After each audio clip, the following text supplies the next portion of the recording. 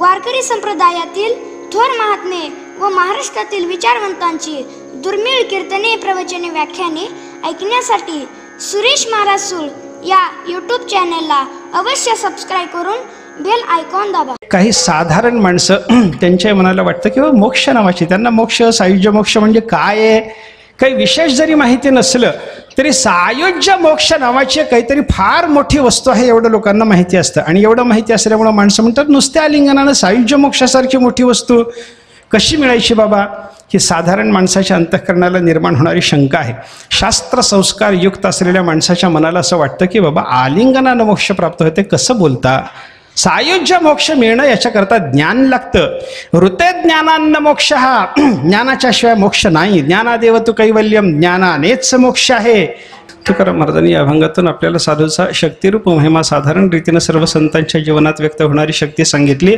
संतांचं आलिंगन प्राप्त झालं की आपल्याला सायुज्य मोक्ष प्राप्त होतो. आलिंगन घडे, सहजासहजी साधू पुरुषाचं आलिंगन जर आपल्याला घडलं, प्राप्त झालं किंवा प्रयत्नानं प्राप्त झालं, एकदा ते घडलं की सायुज्य मोक्षाची प्राप्ती आपल्याला होणार आहे असं महाराज या ठिकाणी सांगतात. आता संतांच्या केवळ आलिंगन मात्राने सायुज्य मोक्ष प्राप्त होतं असं महाराजांनी सांगितल्याच्या नंतर माणसाच्या मनामध्ये शंका येतात. दोन पद्धतीच्या लोकांच्या अंतःकरणात येणारी शंका आहे. एक, आलिंगन घडे मोक्ष सायुज्यता जोडे, ऐसा संतांचा महिमा झाली बोला याची सीमा, तीर्थे पर्व काळ वघी पाया पे सकळ, ऐसा संतांचा महिमा झाली बोला याची सीमा. तुका म्हणे देवा त्यांची केली पावे सेवा, ऐसा संतांचा महिमा झाली बोला याची सीमा. विठ्ठल विठ्ठल विठ्ठल विठ्ठल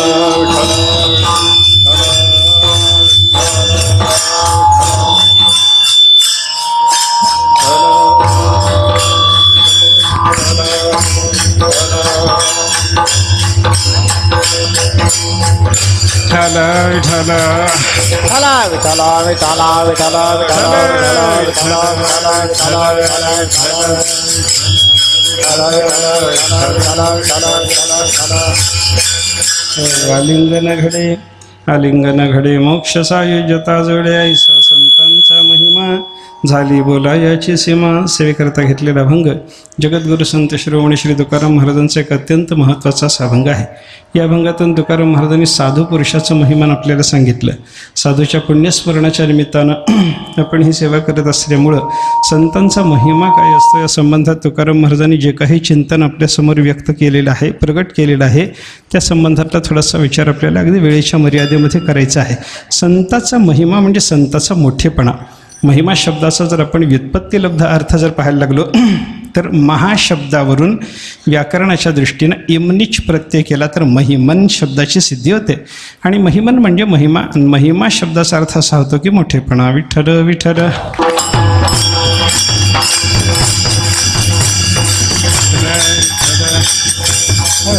महिमा म्हणजे मोठेपणा. आणि मोठेपणा सांगण्याकरता म्हणून जर विचार आपण करायला लागलो तर मोठेपणा सांगण्याचे दोन प्रकार आपल्याला पाहायला सापडतात. नसलेलं मोठेपण व्यक्त करणं हाही प्रकार जगामध्ये पाहायला सापडतो, आणि असलेला मोठेपणा व्यक्त करणं हेही चिंतन आपल्याला पाहायला मिळतं बरं का. नसलेला मोठेपणा जगामध्ये सांगितला जातो, नसलेला मोठेपणाही सांगितला जातो.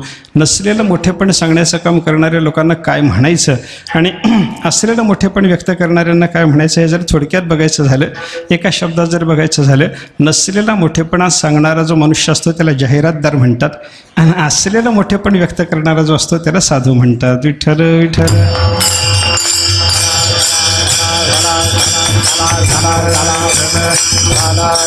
साधूने असलेला मोठेपणा व्यक्त केला. ज्यांच्या ठिकाणी खराच काहीतरी मोठेपणा आहे अशांचंच मोठेपण सांगण्याचा साधू पुरुषांचा प्रयत्न असतो असं आपल्याला दिसेल बरं का. आणि जगामध्ये मोठेपणाचा विचार जर केला तर खरा मोठेपणा देव आणि संतांना सोडून दुसऱ्या कोणाच्याही ठिकाणी आपल्याला पाहायला सापडायचा नाही. देवच मोठा. निरपेक्ष मोठेपणाचं चिंतन जर आपण करायला लागलो तर देवाच्या ठिकाणी असं निरपेक्ष मोठेपण आहे, आणि तीच परमात्मा रूपता साधूच्या ठिकाणी बांधलेली असल्यामुळं, बिंबलेली असल्यामुळं, साधूंना तीच ब्रह्मरूपता सिद्ध झालेली असल्यामुळं, परमात्मा रूपता सिद्ध झालेली असल्यामुळं तोच मोठेपणा, देवाचा जसा मोठेपणा आहे तसा साधूच्या ठिकाणी सुद्धा निरपेक्ष मोठेपणा निर्माण झालेला असतो. ही गोष्ट लक्षात घेतली पाहिजे बरं का. मग निरपेक्ष मोठेपण देवाच्या ठिकाणी आहे आणि निरपेक्ष मोठेपण परमात्मा रूपतेला प्राप्त झालेल्या साधूच्या ठिकाणी जर असेल तर देव आणि संत या निरपेक्ष मोठ्या असलेल्या व्यक्तीला सोडून दुसऱ्याचं मोठेपण सांगत बसणं म्हणजे जाहिरात करणंच आहे. विठ्ठल विठ्ठल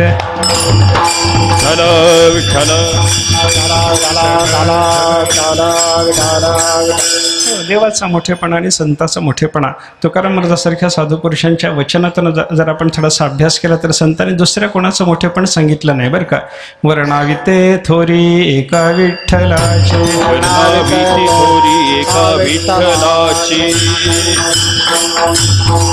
वर्णाविते थोरी एका विठ्ठलाची, कीर्ती मानवाची सांगून ये, मानवाचे वर्णनाय, मानवाचे वर्णनाय. थोरी एका विठ्ठलाचे, वर्णाविते थोरी एका विठ्ठलाची, वर्णाविते थोरी एका विठ्ठलाची, कीर्ती मानवाची सांगू नये, कीर्ती मानवाची सांगू नये. थोरी एका विठ्ठलाची, कीर्ती मानवाची सांगू नये. तुकाराम महाराज सांगतात मोठेपण सांगायचं झालं तर परमात्मा पंढरीनाथाचं मोठेपण सांगा. सामान्य मनुष्याचा मोठेपणा सांगण्यामध्ये मनुष्यानं आपलं आयुष्य व्यर्थ घालण्याचं काही कारण नाही. अनेक ठिकाणी संतांनी हा विचार आपल्याला सांगितलेला पाहायला सापडतो. जसं देवाचं मोठेपण सांगावं तसं संताचं मोठेपण सांगितलं पाहिजे, हाही विचार अनेक ठिकाणी संतांनी सांगितला.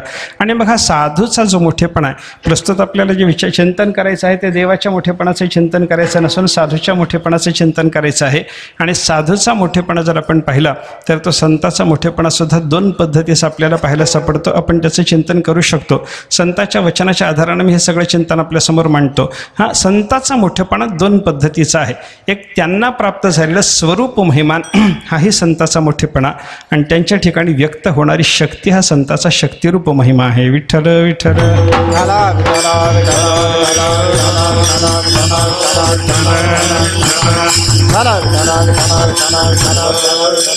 दोन पद्धतीने संतांच्या मोठेपणाचे चिंतन आपल्याला करता येतं. स्वरूप महिमा आणि शक्तिरूप महिमा. विठ्ठल विठ्ठल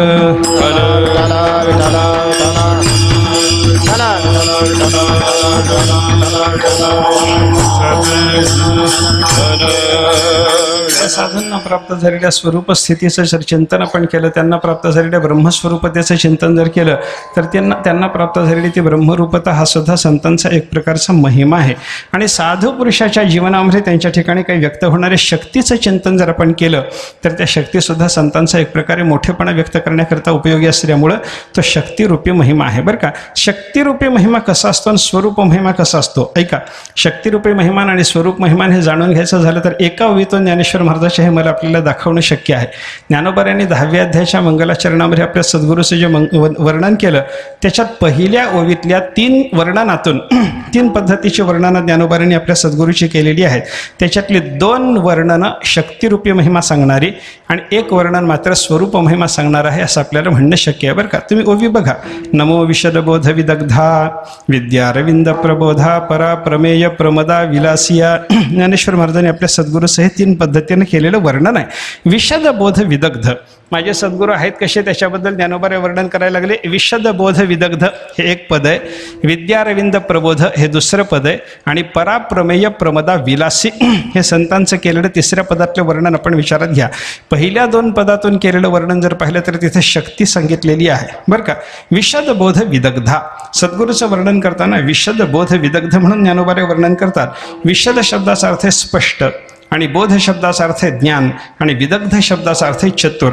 स्पष्ट रीतीने साधकाला ज्ञान करून देण्याच्या कामात माझे सद्गुरू चतुर आहेत. ही शक्ती आहे की स्वरूप आहे? हो शक्ती आहे. ताकद ही संताची. स्पष्ट रीतीने साधकाला ते बोध करून देण्याच्या कामात समर्थ आहेत ही सद्गुरूची ताकद झाली म्हणून याला शक्तिरूपी महिमा म्हणा. 2रं चिंतन बघा. विद्यारविंद प्रबोधा ज्ञानोबा 2ऱ्या वर्णनामध्ये असं म्हणतात साधकाच्या हृदयात असलेल्या विद्यारूपी कमळाला प्रबुद्ध करण्याची संताची ताकद आहे. त्यांच्या शब्दाचा उपदेश जर आपल्या कानामध्ये पडला तर साधकाच्या हृदयामध्ये असलेलं विद्यारूपी अरविंद त्याचा प्रबोध होतो. सूर्याचे किरण पडल्याच्या शिवाय कमळ जसं प्रबुद्ध होत नाही त्याप्रमाणे साधूच्या शब्दरूप सूर्य किरणाचा संयोग अंतःकरणाला झाल्याच्या शिवाय अंतःकरणातल्या विद्यारूपी कमळ विकासाला प्राप्त होतच नाही. विठ्ठल विठ्ठल.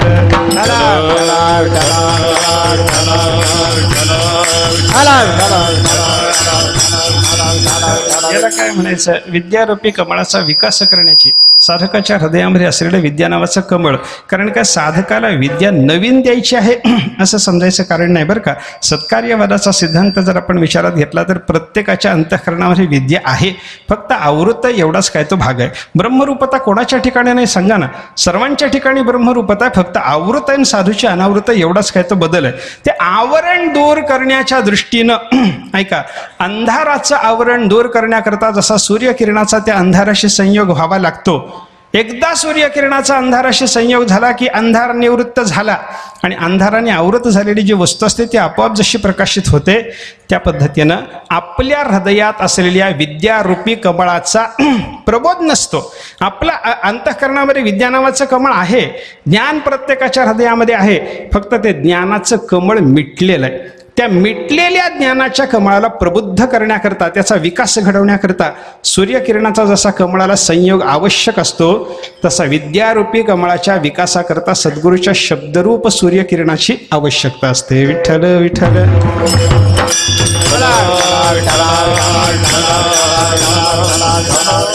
असे दिव्य शब्द वापरून माझे सद्गुरू साधकाच्या हृदयामध्ये असलेल्या विद्यारूपी कमळाचा विकास करण्याच्या कामात समर्थ आहेत असं विद्यारविंद प्रबोधा विशेषणातून ज्ञानेश्वर महाराज सद्गुरूचं जर वर्णन करत असतील तर ज्ञान कमळाचा विकास करणं ही सद्गुरूची ताकदच आहे. इथे स्वरूपाचा विचार आपल्याला करता येत नाही. स्पष्ट रीतीने ज्ञान देण्याच्या कामात असलेलं सामर्थ्य ही अपराविद्या आहे आणि विद्यारूपी कमळाचा विकास करण्याचं सामर्थ्य, इथं पराविद्येचा संबंध आपल्याला पाहायला सापडतो. पराविद्या ही देतात, अपराविद्या ही देतात. सामर्थ्य झालं, शक्तिरूपी महिमा झाला आणि सामर्थ्याचा विचार सांगून झाल्याच्या नंतर ज्ञानेश्वर महाराजांनी माझ्या सद्गुरूचं स्वरूप काय तुम्हाला सांगतो असं म्हणून आपल्याला तिसऱ्या विशेषणातून सद्गुरूच्या संबंधातला बोध देताना असं सांगितलं, परा प्रमेय प्रमदा विलासिया.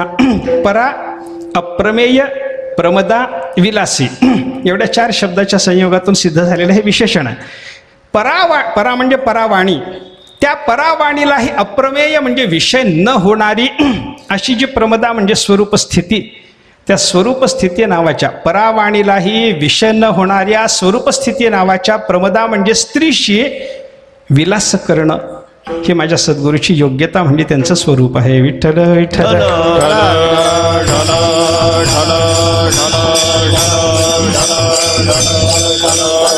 शक्तिरूपी महिमा म्हणजे त्या संतांच्या ठिकाणी असणारी ताकद ती व्यक्त करणं आणि साधू पुरुषाच्या ठिकाणी असलेली त्यांची स्वरूप स्थिती, त्यांना प्राप्त झालेली ब्रह्मरूपता वर्णन करणं हा सुद्धा संतांच्या महिमान वर्णनाचा एक भाग आपल्याला पाहायला सापडतो बरं का.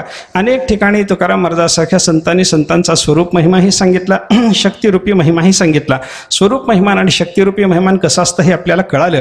संतांना प्राप्त झालेली ब्रह्मरूपता वर्णन करून सांगणं त्यांच्या स्वरूप महिमानाचं वर्णन आहे आणि त्यांच्या ठिकाणी असलेली ताकद वर्णन करणं. आता शक्तिरूपी महिमानाचं चिंतन करताना त्याच्यात ते 2 वर्ग आपल्याला करता येतील बरं का. संतांचा शक्तिरूपी महिमा जर आपल्याला बघायचा झाला तर त्याच्यामध्ये साधारण रीतीनं सर्व संतांच्या ठिकाणी असणारी शक्ती तिचंही वर्णन केलं गेलं आणि काही वेळेला विशेष साधूच्या जीवनात व्यक्त झालेल्या शक्तीचं विशेष रीतीनं वर्णन केलं गेलं. विठ्ठल विठ्ठल.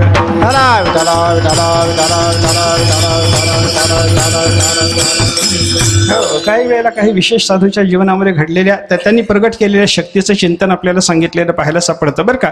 अनेक वर्णन आपल्याला संतांच्या चरित्रातली पाहायला सापडतात. रेड्याच्या मुखातून वेद बोलवणं कोणाच्या जीवनात घडलं सांगा ना. ज्ञानोबाच्या शिवाय दुसऱ्या कोणी रेड्याच्या मुखातून वेद बोलवला का?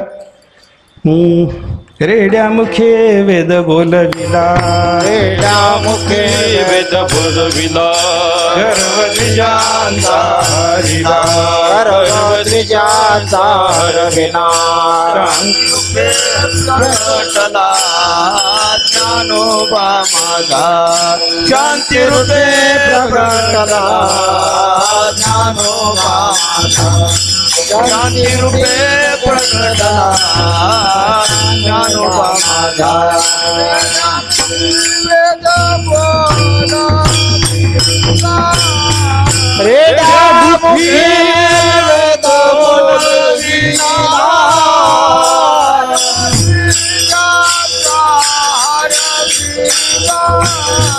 गर्वध्वजांचा हरविला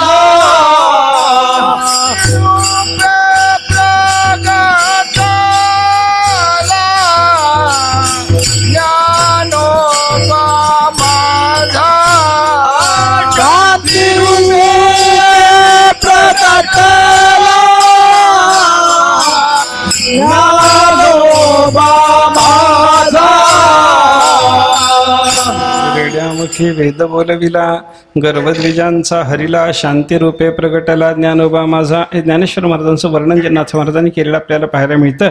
इथे ज्ञानेश्वर महाराजांच्या महिमानाचं चिंतन आहे. पण हा ज्ञानेश्वर महाराजांचा जो महिमा आहे, काय महिमान वर्णन केलं? रेड्याच्या मुखातून ज्ञानेश्वर महाराजांनी वेद बोलवला. आता ज्ञानोबा राय रेड्याच्या मुखातून वेद बोलवतात. या ज्ञानेश्वर महाराजांच्या जीवनात घडलेल्या चमत्काराच्या विषयी लोकांनी फार अकलेचे तारे तोडलेले आपल्याला पाहायला सापडतात बरं का. एका शहाण्याने मला सांगितलं, म्हणले महाराज रेड्याच्या मुखातून ज्ञानेश्वर महाराजांनी वेद बोलवला, याचा अर्थ तो रेडा म्हणजे तुम्ही समजता तसा रेडा नाही म्हणे. म्हणलं बाबा तो मला रेडा समजत नसेल, तुझ्यासारख्या रेड्याने सांगितल्याशिवाय मला तो खरा रेडा कसा कळायचा. त्याने मला सांगायला सुरुवात केली. म्हणलं महाराज रेडा शब्दाचा असा अर्थ म्हणे काय, रेड्या आडनावाचा माणूस घ्या म्हणे. माणसाला त्या बोलता येत नव्हतं, काहीतरी तो सामान्य बोलू शकत होता. ज्ञानोबाराने त्याला वेद बोलायला शिकवला. हे ज्ञानोबाराचं सामर्थ्य मी मान्य करू असं त्यानं मला सांगितलं. मी सांगितलं तसं नाही, आमच्या संतांनी रेडा शब्द वापरलाय तो ज्या अर्थाने रूढ आहे त्या अर्थानेच आम्ही घेणार. रेडा शब्दाचा तुला अभिप्रेत असलेला अर्थ आम्ही घेतला पाहिजे असं आम्हाला बंधन असायचं काही कारण नाही. रूढ अर्थाने ज्ञानेश्वर महाराजांनी रेडा नाथ महाराजांनी रेडा शब्द वापरला. इतर संतांनी थोडंसं चिंतन करा, संतांची किती बारकाई असते याचा विचार करा. साधू पुरुषांच्या हे लक्षात आलं असावं की पुढं रेडा शब्दाचा अर्थ अक्कल लढवून लावणारी माणसं निर्माण होणार आहेत. हे कदाचित संतांना लक्षात आलं असावं, म्हणून संतांनी पुढं रेडा शब्द बदलला आणि रेडा शब्द बदलून म्हैसीपुत्र पशु असे शब्द वापरायला सुरुवात केलेली आहे. म्हैसीपुत्रामुखे बोलवणे श्रुती चालविणे भिंती बैसोनी. म्हैसीपुत्र हा नवल हेची पशु म्हैसा करी वेदाध्ययन. म्हैसा शब्द बघा, म्हैसीपुत्र शब्द बघा, पशु शब्द बघा, आणि म्हैसा म्हैसीपुत्र पशु या सगळ्या नावाने ज्याची ओळख पटू शकते असा जर रेड्या आडनावाचा माणूस असला तर त्याला धन्यवाद आहे. विठ्ठल विठ्ठल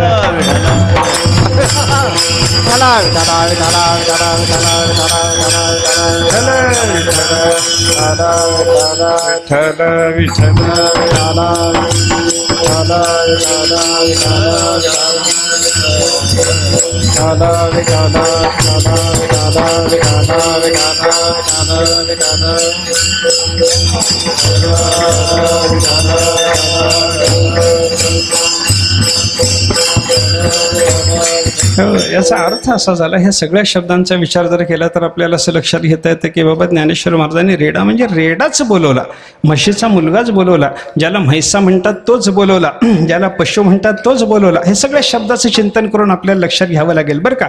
आणि रेड्याच्या मुखातून वेद बोलवणं ही जी ज्ञानेश्वर महाराजांची ताकद सांगितलेली आपल्याला पाहायला सापडते. याला काय म्हणायचं, शक्तिरूपी महिमानाचंच हे वर्णन आहे. पण हा शक्तिरूपी महिमा इतर संतांच्या जीवनात व्यक्त झालेला नाही. मला काय सांगायचं आहे, आपण चिंतन करा. ज्ञानोबा रेडा बोलवू शकतात आणि इतर कोणी संत रेडा बोलवूच शकत नाही असं समजायचं कारण नाही. तुकाराम महाराजांना हे रेडा बोलवता आला असता, पण रेड्याला बोलवण्याचं काम ज्ञानेश्वर महाराजांच्या जीवनात जसं पडलं तसं तुकाराम महाराजांच्या जीवनात पडलं नाही म्हणून त्यांनी बोलवलं नाही. त्यांना बोलवता येत नव्हतं असं नाही, पण तरीही रेडा बोलवण्याचा चमत्कार, रेडा बोलवण्याची ताकद कुठं व्यक्त झाली? केवळ ज्ञानोबाराच्या जीवनामध्ये. जड असलेली भिंत चालवण्याची शक्ती कुठे व्यक्त झाली? केवळ ज्ञानेश्वर महाराजांच्या चरित्रामध्ये. जड असलेला हा मनुष्याचा देह घेऊन वैकुंठाला जाण्याचा चमत्कार कोणाच्या जीवनामध्ये घडला? ती शक्ती कोणी व्यक्त केली? केवळ तुकाराम महाराजांनी. गोवऱ्यामधून विठ्ठल विठ्ठल ध्वनी उमटणं हे कोणाच्या जीवनामध्ये शक्य झालं? केवळ जनाबाईच्या जीवनामध्ये. हाडानी विठ्ठल विठ्ठल म्हणावं हे कोणाच्या जीवनात शक्य झालं? केवळ चोखोबाराच्या जीवनामध्ये. म्हणजे या सगळ्याच्या सगळ्या शक्तिरूप महिमानाचा विचार केला तर याला विशेष शक्तिरूप महिमा म्हणावं लागतं. विठ्ठल विठ्ठल.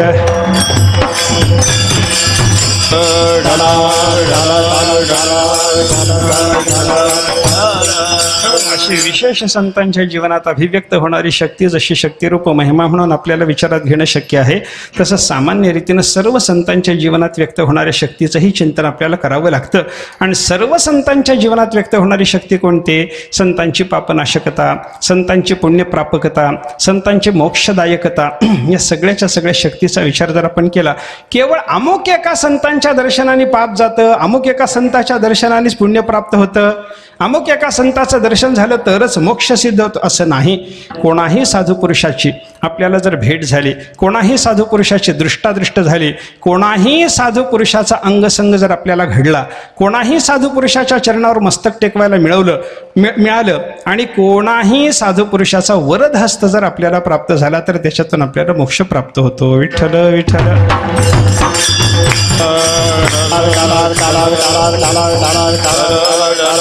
म्हणजे साधकांना मोक्ष प्राप्त करून देण्याची संतांच्या ठिकाणी असलेली शक्ती, हा जो संतांचा महिमा आहे, शक्तिरूप महिमा आहे, हा विशेष संतांच्या जीवनातच व्यक्त होणारं शक्तिरूप महिमान असं याचं चिंतन करता येत नाही. साधारण रीतीनं सर्वांच्या जीवनात व्यक्त होणारी अशा पद्धतीची ही शक्ती आहे बरं का.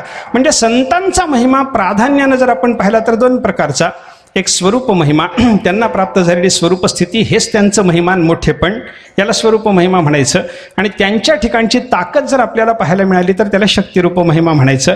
तो शक्तिरूप महिमा आपण दोन पद्धतीनं पाहिला. विशेष संतांच्या जीवनात व्यक्त होणारी विशेष शक्ती आणि साधारण रीतीनं सर्व संतांच्या जीवनात व्यक्त होणारी शक्ती.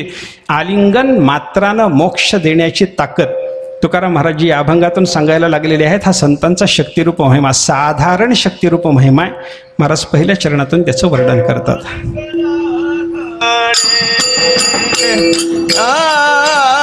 आलिंगन कडे आलिंगन कडे आलिंगन कडे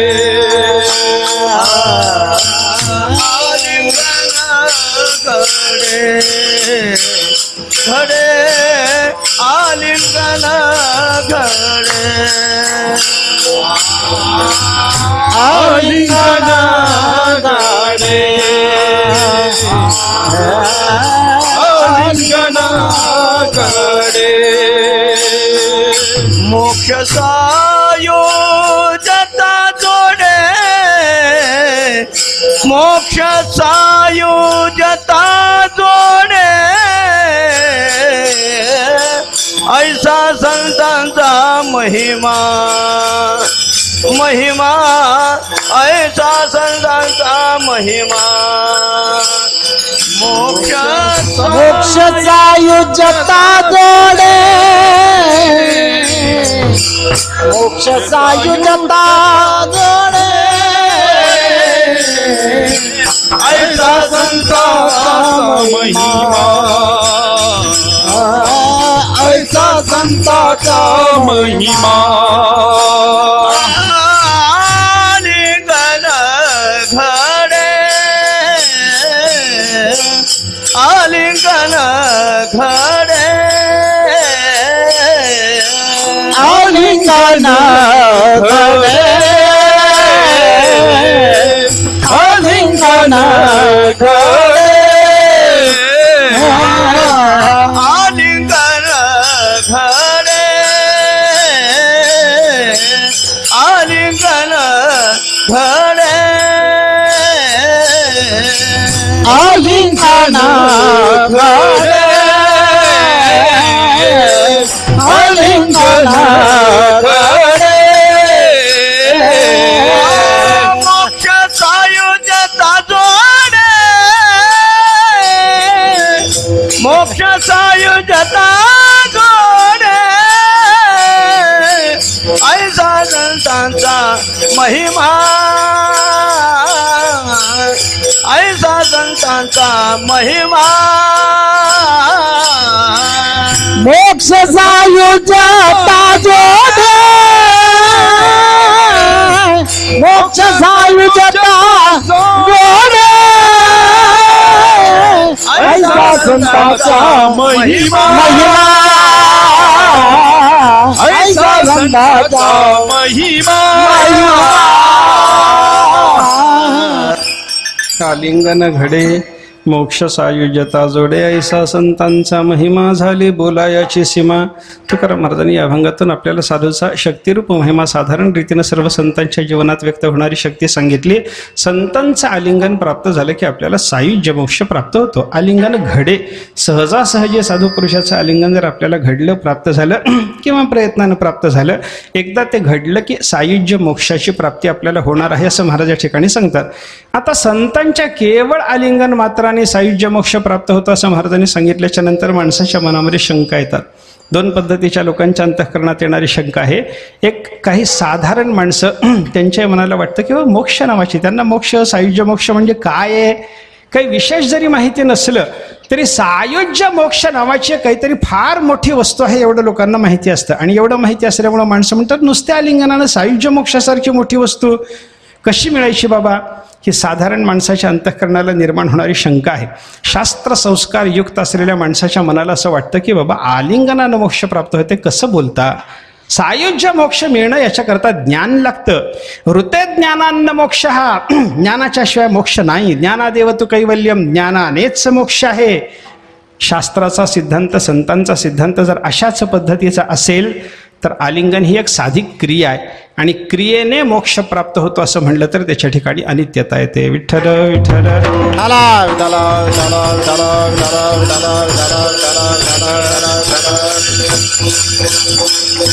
कृतीसाध्य वस्तूच्या ठिकाणी अनित्यता आहे. अनेक पद्धतीनं संतांनी शास्त्रांनी याचं आपल्याला चिंतन सांगितलेलं पाहायला सापडतं. जे कृतीनं मिळालं, जगद्गुरु शंकराचार्यांनी समन्वयाधिकरणामध्ये याचा विचार करताना जे कृतीनं मिळालं ते कसं अनित्य असतं याच्याकरता कृतीसाध्य वस्तूचे 4 प्रकार आपल्याला सांगितले. उत्पाद्य, विकार्य, प्राप्य, संस्कार्य. काय नित्य बोला ना.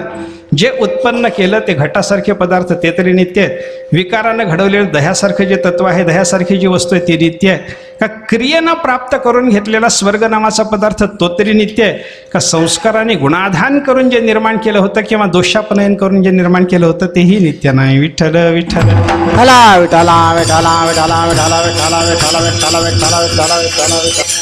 कृतीसाध्य वस्तूचा या 4 प्रकाराच्या पलीकडे प्रकार असूच शकत नाही बरं का. कृतीसाध्य असलेली, क्रियेनं प्राप्त करून घेण्यासारखी असलेली जी वस्तू आहे ती एक तर उत्पाद्य प्रकारात मोडेल, नाहीतर विकारी तरी असेल, प्राप्य तरी असेल किंवा संस्कार्य तरी असेल. याच्या पलीकडे कृतीसाध्य वस्तूचा प्रकार नाही.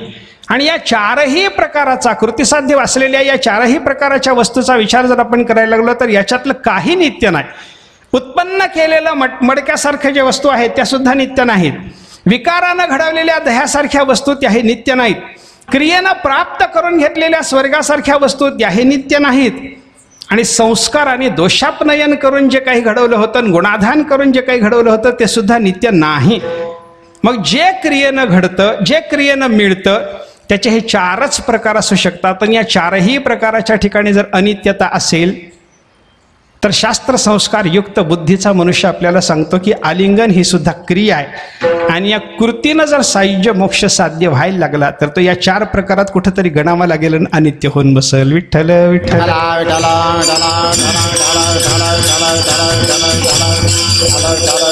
आणि मोक्ष नावाच्या संकल्पनेचा विचार जर आपण करायला लागलो तर जगद्गुरु शंकराचार्याने समन्वयाधिकरणातच एक वाक्य लिहिलंय, नित्यश्च मोक्षः सर्वैरपि मोक्षवादिभिः अभ्युपगम्यते.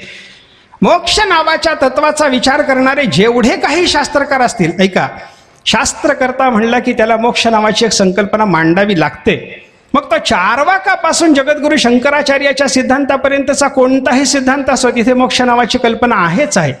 मोक्ष त्या मोक्षाचं स्वरूप त्याच्या दृष्टीनं त्याच्या शास्त्राला अनुसरून त्यानं त्या शास्त्रकारांनी वेगळं वेगळं सांगितलेलं असेल, हा भाग वेगळा, पण मोक्ष नावाची संकल्पना मांडावी लागते.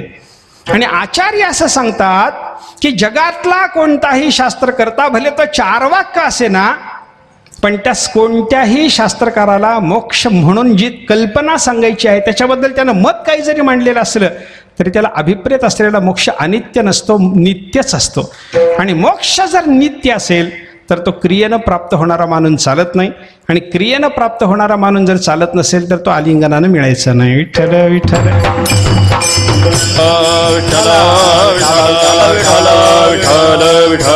म्हणजे सायुज्य मोक्ष आलिंगनानं मिळतो याच्यावर दोन लोकांच्या शंका आल्या. एक साधारण माणसाची शंका, एक विशेष शास्त्र संस्कारयुक्त माणसाची शंका. साधारण माणसाची शंका काय होते? मोक्ष नावाचा एवढा मोठा पदार्थ आहे, आलिंगनानं कसा मिळायचा? आलिंगन साधी क्रिया आणि त्याच्याने मोक्ष मिळतो. संताचं आलिंगन घडलं की मोक्ष मिळतो असं तुम्ही कसं म्हणू शकता? साधारण माणसाच्या या शंकेचं समाधान करण्याच्या दृष्टीनं त्याला जर संतांच्या वचनातून उत्तर द्यायचं ठरलं तर आपण त्याला सांगू शकतो की बाबा सायुज्य मोक्ष संताच्या आलिंगनानं मिळेल हे तर फार पुढची गोष्ट झाली. त्या संताच्या अंगावरून आलेला वारा जरी लागला तरी सायुज्य मोक्ष मिळतो रे. संतांच्या वाऱ्याने सुद्धा सायुज्य मोक्ष मिळतो. निळोबारायचं प्रमाण आहे त्याला. यांचा वारा लागेल जासी, यांचा वारा लागेल जासी, यांचा वारा लागेल जासी, यांचा वारा लागेल जासी. येती त्यासी मुक्ती ही वरू, येती त्यासी मुक्ती ही वरू, येती त्याची मुक्ती वरू, येती त्याची मुक्ती वरू, येती त्याची मुक्ती वरू, येती त्याची मुक्ती वरू. यांचा वारा लागेल जासी, यांचा वारा लागेल जासी, वारा लागेल जासी, यांचा वारा लागेल जासी. मुक्ती ही वरू, येती त्याची मुक्ती ही वरू, येती त्याची मुक्ती वरू, येती त्याची मुक्ती वरू, येती त्याची मुक्ती वरू, येती त्याची मुक्ती वरू.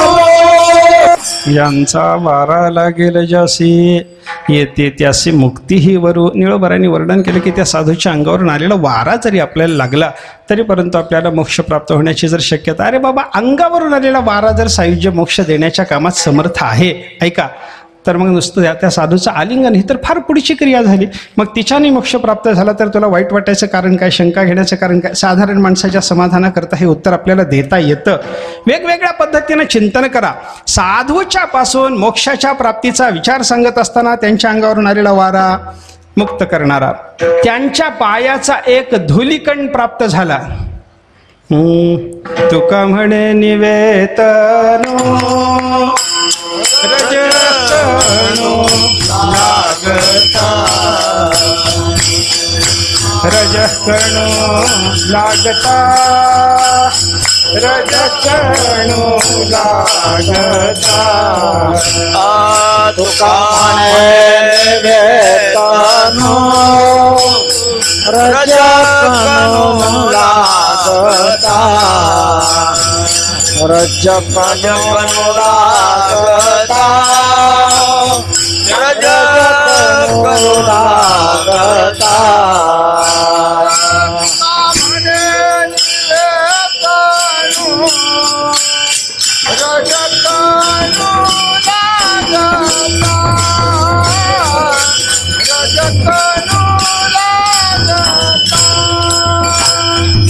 तुका म्हणे निवेतनो रजकणो लागता, रजकणो लागता. तुका म्हणे निवेतनो रजकणू लागता. तुकाराम मला सांगतात त्या साधू पुरुषाच्या चरणाचा एक रजकण आपल्याला प्राप्त झाला. निवेतनो, तनु शांत होते, शरीर शांत होतं. आणि शरीर शांत होणं याचा अर्थ जर आपण पाहायला लागलो, स्थूल शरीराला साधू पुरुषाच्या चरणाचा धुलिकण प्राप्त झाला त्याला शीतलता प्राप्त होते. हा सूक्ष्म शरीराला साधू पुरुषाच्या रजकणाचा स्पर्श जर आपल्याला करून घेता आला तर त्याची तनु शांत होते, याचा अर्थ सूक्ष्म शरीर बाधित होतं. आणि कारण शरीराला साधू पुरुषाच्या चरणाचा जर रजकण संयुक्त झाला तर त्या कारण शरीराची शांती होणं, निवणं, ते शरीर निवणं, याचा अर्थ त्या कारण शरीराचा नाश होऊन जातो. विठ्ठल विठ्ठल. विठ्ठल विठ्ठल विठ्ठल विठ्ठल विठ्ठल. आणि साधू पुरुषाच्या चरणधुलीचा हा प्रभाव संतांनी सांगितलेला आपल्याला पाहायला सापडतो. संत चरण रज लागता सहज वासनेचे बीज जळून जाय. तुकाराम महाराजाचं म्हणून जरी मानायचं नसलं तरी नामदेव महाराजाचं म्हणून तरी हे प्रमाण मानलंच पाहिजे, कारण नामदेव महाराजाचा असाच अभंग आहे. फक्त तुका म्हणेच्या ऐवजी नामा म्हणे एवढाच काय तो बदल. शेवटच्या चरणात थोडीशी पद मागं पुढं झालेली आहेत असं काहीतरी आहे, पण अभंग आहे, प्रमाण आहे. संत चरण रज लागता सहज वासनेचे बीज जळून जाय. वासनेचं बीज असलेली अविद्या जर साधू पुरुषाच्या चरणधुलीच्या स्पर्शानं जळून जात असेल, सायुज्य मोक्षाच्या प्राप्तीत कोणती अडचण आली बोला ना. संतांच्या चरणाचा धुलीकण प्राप्त झाला. ऐका, साधू पुरुषाच्या अंगावरून आलेला वारा आपल्याला संयुक्त झाला. त्याच्या पुढे चला, साधू पुरुषाचा नुसता दृष्टिक्षेप आपल्यावर पडला, संत पुरुषाचा वरदहस्त आपल्या मस्तकावर पडला, कशानेही मोक्ष प्राप्त होतो असे वर्णन आहेत की नाही. हे असो दिठी जयावरी झळके की हा पद्म करू माथा पारुखे. तो जीवची परी तुके महेशेसी एवढे जिये महिमेचे करणे. ते वाचा बळे वाणो मी कवणे का सूर्याच्या अंगा उठणे लागत असे. ज्ञानोबारांनी केलेलं हे चिंतन बघा. दिठी जयावरी झळके, त्या साधू पुरुषाची दृष्टी ज्याच्यावरून नुसती झळकून गेली, क्षणभर जरी त्या दृष्टीचा संयोग आपल्या शरीराला घडला की हा पद्मकरू माथा पारुखे, त्यांचा वरदहस्त आपल्या मस्तकावर प्राप्त झाला. याच्यानंही तो जीवची परितुके महेशसी, तो जीव जरी असला तरी त्याची जीवदशा निवृत्त होऊन त्याला महेश स्वरूपता मिळते. विठ्ठल विठ्ठल.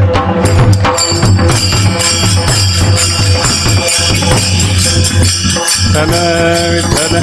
हो, मग साधूच्या दृष्टीपातानं मोक्ष मिळत असेल, संतांच्या वरदहस्त संयोगानं मोक्ष प्राप्त होत असेल, साधू पुरुषाच्या चरणधुलीच्या स्पर्शानं मोक्ष प्राप्त होत असेल, साधू पुरुषाचा नुसता अंगावर आलेला वारा जरी आपल्या शरीराशी संयुक्त झाला तर त्याच्यानं मोक्ष प्राप्त होत असेल, तर सामान्य माणसाच्या शंकेचं समाधान करताना त्याला म्हणता येतं, बाबा या सगळ्याच्या पेक्षा आलिंगन किती मोठे रे. मग त्या आलिंगनानं मोक्ष प्राप्त झाला तर त्याच्यात तुला अडचण वाटायचं कारण काय. साधारण माणसाचं समाधान याच्यानं होईल, पण शास्त्र संस्काराचा मनुष्य तो म्हणतो आलिंगन क्रिया आहे आणि त्या क्रियेनं मोक्ष मिळायला लागला तर ते चालायचं नाही.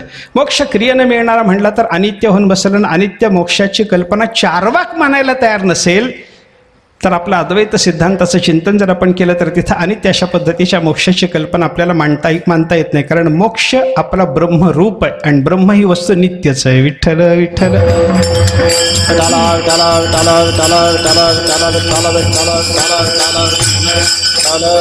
मग मोक्ष जर नित्य असेल तर तो क्रियेनं मिळणार नाही, आलिंगन जर क्रिया असेल तर त्या क्रियेनं मोक्ष प्राप्त होणार नाही अशी जी शंका आहे, त्या शंकेचं समाधान करताना आपल्याला असं म्हणावं लागतं की साधूचं आलिंगन प्राप्त झालं. ऐका, त्या संताचं आलिंगन दिसायला जरी साधी क्रिया झालेली असली तरी संताच्या आलिंगनात संत त्याच्या ठिकाणी असलेलं ज्ञान आपल्या ठिकाणी संक्रमित करतात आणि त्यांनी ज्ञान संक्रमित केल्याच्या नंतर मोक्षप्राप्तीला अडचण नाही. विठ्ठल विठ्ठल.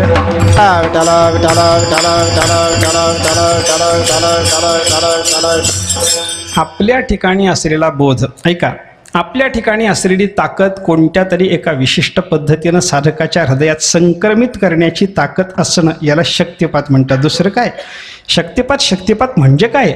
शक्तिपातात काय आपल्या ठिकाणी असलेला ते एक चिंतन आहे. पा मला नेमका श्लोक आत्ता कुठला आहे माहिती नाही, लक्षात नाही आत्ता, पण श्लोक पाठ आहे. दर्शनात स्पर्शनात ध्यानात कृपया शिष्य देहके जनयेद्य समावेशम शांभवम सहि देशिकः. शिष्य देहके, शिष्याच्या देहाच्या ठिकाणी केवळ दर्शनात दृष्टीपातानं, स्पर्शनात त्याला स्पर्श करून किंवा अन्य स्थानात राहून त्या शिष्याचं नुसतं ध्यान स्मरण करून जो शिष्याच्या देहामध्ये शांभव बोध संचरित करू शकत असेल त्यालाच गुरु म्हणायचंय. विठ्ठल विठ्ठल.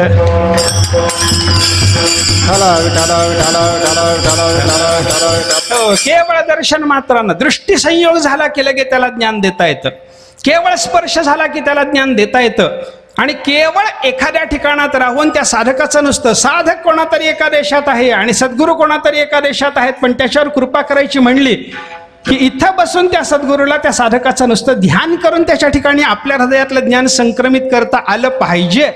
हे ज्याला करता येतं सही देशिका हा तोच देशिक आहे, तोच गुरुपदवीला योग्य असं वर्णन आहे. विठ्ठल विठ्ठल.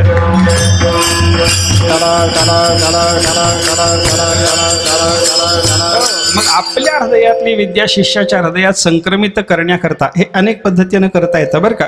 याच्यामध्ये या शक्तिपात दीक्षेचं चिंतन करत असताना 2-4 पद्धतीच्या या दीक्षा मानलेल्या आपल्याला पाहायला सापडतात. एक अत्यंत स्थूल दीक्षा आहे, एक सूक्ष्म दीक्षा आहे, एक सूक्ष्मतर दीक्षा आहे आणि एक सूक्ष्मतम दीक्षा आहे. हे सगळं मी शब्दाने सांगतो बरं का, सगळं अनुभवाने सांगतो असं समजू नका, शब्दाने सांगतो. हे शब्दाने जे मी सांगायला लागलो ते बरोबर आहे की नाही हे मला आज पारखून घ्यायचं म्हणून तरी बोलायला लागलो, हे लक्षात घ्या. स्थूल दीक्षा स्पर्शाच्या योगानं ज्ञान देण्याचं जे काम आहे याला म्हणतात स्थूल दीक्षा. शब्दाने ज्ञान संक्रमित करण्याची जी विद्या आहे याला म्हणतात सूक्ष्म दीक्षा. दृष्टिपातानं ज्ञान देण्याचं जे तत्व आहे त्याला म्हणतात सूक्ष्मतर दीक्षा. आणि संकल्प मात्रानं कुठंतरी राहून कुठंतरी शिष्याच्या ठिकाणी ज्ञान संक्रमित करण्याची जी ताकद आहे तो जो दीक्षा प्रकार आहे याला म्हणतात सूक्ष्मतम दीक्षा. विठ्ठल विठ्ठल.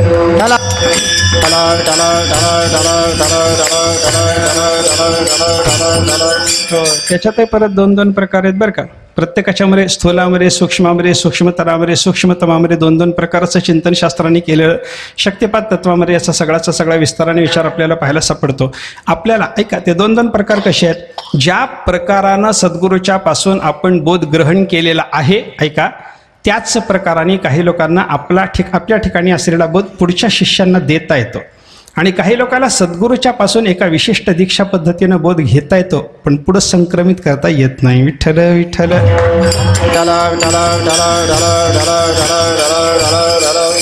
स्थूल दीक्षेमध्ये त्याच्याकरता 2 उदाहरणं दिली. दीप प्रस्तरयोरिव एक दिव्याचं उदाहरण आहे आणि एक त्या परिसाचं उदाहरण आहे. परिसाशी ऐका लोखंडाने परिसाशी संयुक्त होऊन त्या परिसाच्या पासून सुवर्णत्व स्वतःला सिद्ध करून घेतलं. स्पर्श दीक्षेनं परिसाच्या पासून स्पर्श दीक्षेनं लोखंडाला स्वतःला सुवर्णत्व संपादन करता आलं. ऐका याच परिसाच्या स्पर्शानं सोन्याच्या रूपाला प्राप्त झालेल्या लोखंडाला ऐका त्याच्याच जातीचं दुसरं लोखंड येऊन भेटायला लागलं आणि म्हणायला लागलं बाबा त्याच्या स्पर्शानं तू तुझं सोनं करून घेतलं रे, तुझ्या स्पर्शानं माझं सोनं कर. त्याला ते जमत नाही. विठ्ठल विठ्ठल. दुसरं उदाहरण आहे का. एक वात आहे स्निग्ध वात आहे. त्या स्निग्ध वातीनं एका दिव्याच्या पासून स्वतःला स्पर्श दीक्षेनं दीपत्व संपादन केलं. आता दुसऱ्या हजारो वाती येऊ द्या. या ज्यानं दीपत्व संपादन केलेलं आहे त्या दिव्याला आता बाकीच्या सगळ्या वातीला दीपत्व देण्याची ताकद आहे. ऐका परिसाच्या स्पर्शानं स्वतःचं सोनं करून घेणारा लोखंडाचा तुकडा जसा असावा तसे आपल्या जीवनाचं सोनं करून महात्म्याच्या स्पर्शानं आपल्या जीवनाचं सोनं करून घेणारे बरेच आहेत पण आपल्या स्पर्शानं इतराला पुन्हा सोनं करण्याची ताकद त्यांच्यात नाही. काही महात्म्य मात्र दिव्यासारखे आहेत. त्या सद्गुरूपासून स्पर्श दीक्षेनं गुरुत्व घेतात आणि आपल्या ठिकाणी निर्माण झालेलं गुरुत्व त्यांना इतरांनाही देता येतं. हे दिव्यासारखे जे असलेले आहेत सही देशिका यांनाच गुरु म्हणायचं आहे. विठ्ठल विठ्ठल.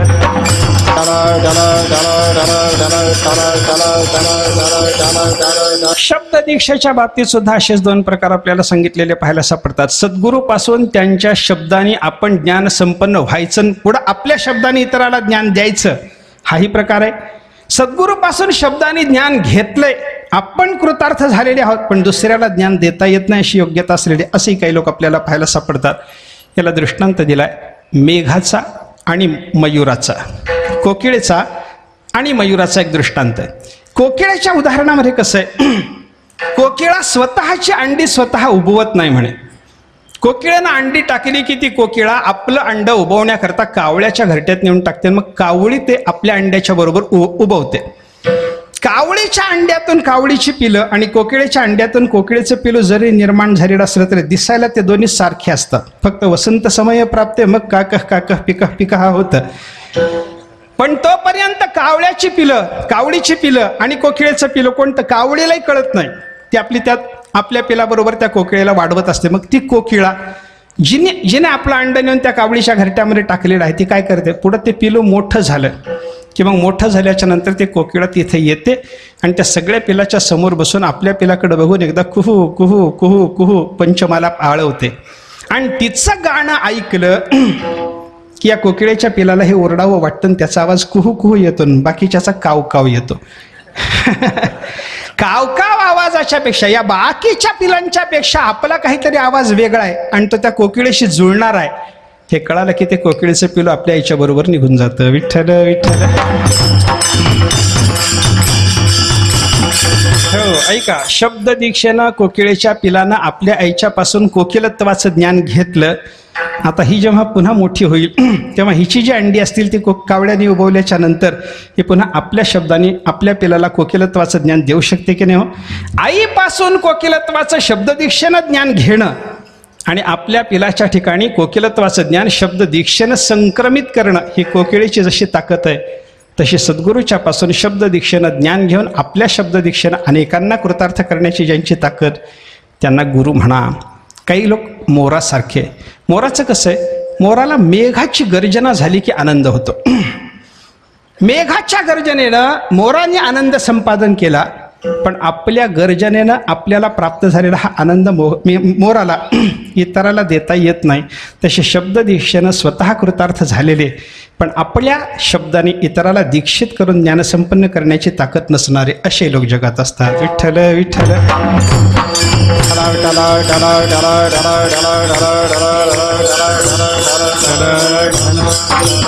सूक्ष्मतर दीक्षेच्याकडे गेल्याच्या नंतर दृष्टीपातानं ज्ञान देण्याचा प्रकार जो आपल्याला पाहायला सापडतो तिथे दोन प्रकार पाहायला मिळतात. आपल्या दृष्टीनं गुरुच्या दृष्टीनं ज्ञान घ्यायचं, आपल्या ठिकाणी असलेलं ज्ञान दृष्टीनं दुसऱ्याला द्यायचं, पुढच्या शिष्यांना द्यायचं, हा अधिकार असलेले. याला उदाहरण गेले कासवीचं. कासवी काय करते, कासवीचं पिलं त्याचं पोट कसं भरतं, आई फक्त त्याच्यावर कृपेनं दृष्टीपात करते आणि त्या पिलाचं पोट भरतं. कुर्मीची या पिलिया दिठी पाना ये धनंजया. ज्ञानेश्वर महाराजांनी वर्णन केलं कुर्मीची पिलं जी असतात, कासवीचं जे पिलू असतं त्या पिलाला भूक लागल्याच्या नंतर ते पिलू आईकडे जातं. आई त्याला काही स्तनपानही करत नाही. चिमणी वगैरे पक्षी जसे चारा आणून भरवतात तसं आपल्या पिलाला ती चाराही भरवत नाही. फक्त एकदा कृपार्द्र दृष्टीनं आपल्या पिलाकडे ती बघते. कृपार्द्र दृष्टीनं पिल्याकडे बघितल्याच्या नंतर त्या दृष्टीनं म्हणजे दृग्दीक्षेनं त्या पिलाचं पोट भरतं. आपल्या आईच्यापासून दृग्दीक्षेनं पोट भरण्याची ताकद या कुर्मीच्या पिल्याने घेतल्याच्या नंतर हे कुर्मीचं पिलू जेव्हा मोठं होतं आणि याला पिलं होतात तेव्हा आपल्या पिलाचं दृष्टीनंच पोट भरण्याची ताकद त्यांच्या ठिकाणी असते. विठ्ठल विठ्ठल.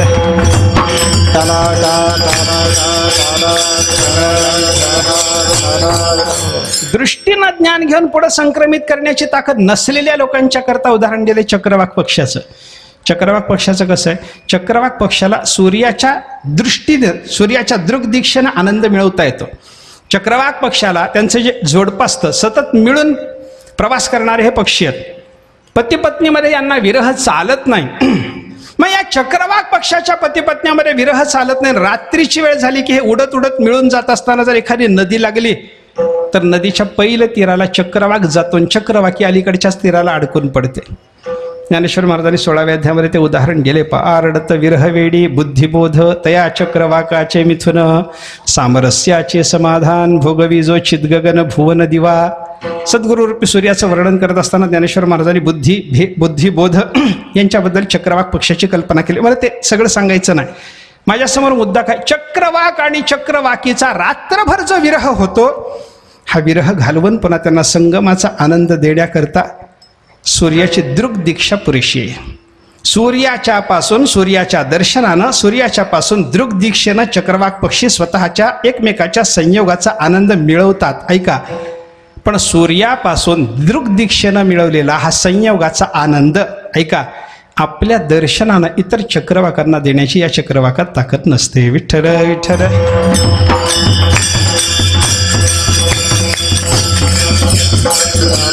शेवटची सूक्ष्मतम दीक्षा जी आहे ती संकल्प दीक्षा, वेद दीक्षा म्हणतात किंवा संकल्प दीक्षा म्हणतात.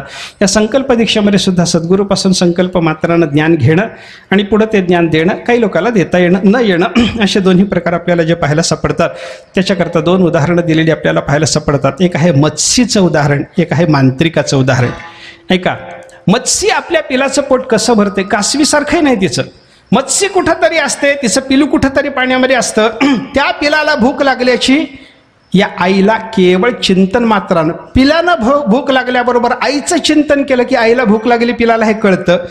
आणि पिलाला भूक लागली हे कळाल्याबरोबर ती आई चिंतन मात्रानं त्या पिलाचं पोट भरू शकते. ऐका, आपल्या आईच्या पासून संकल्प दीक्षेनं मत्स्यच्या पिलाला पोट भरून घेता आलं आणि त्याला जेव्हा पिलं होतात तेव्हा त्या पिलांचं सुद्धा संकल्प मात्रानं पोट भरण्याची ताकद त्या मत्स्यच्या ठिकाणी असते. मांत्रिकाच्या संकल्पाचं वेगळं आहे.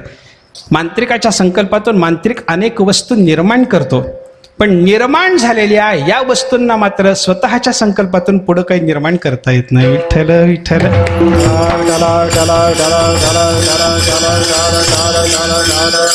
अशी स्पर्शाची दीक्षा ती स्थूल दीक्षा, त्याच्यानंतर शब्दाची दीक्षा ती सूक्ष्म दीक्षा, दृष्टीची दीक्षा ती सूक्ष्मतर दीक्षा आणि संकल्पाची जी दीक्षा आहे ती सूक्ष्मतम दीक्षा. आणि या 4 प्रकारच्या दीक्षांनी आपल्या हृदयात असलेला बोध शिष्याच्या हृदयात संक्रमित करण्याचं ज्याचं सामर्थ्य आहे, दर्शनात स्पर्शनात ध्यानात कृपया शिष्य देहके जनयेद्य समावेशम शांभवम सही देशिका, त्याचंच नाव जर गुरु असेल तर सद्गुरू आपल्या हृदयातलं ज्ञान सद्गुरू शिष्याला देऊ शकतात, हे आपल्याला लक्षात घेतलं पाहिजे. ज्यांना ज्ञान देता येत नाही ते सद्गुरू पदारूढ नाहीत आणि ज्यांना ज्ञान देता येतं ते सद्गुरू पदारूढ आहेत. संतांच्या चरित्राचा विचार जर केला तर या 4ही प्रकाराला संतांच्या जीवनात उदाहरणं आपल्याला पाहायला सापडतात.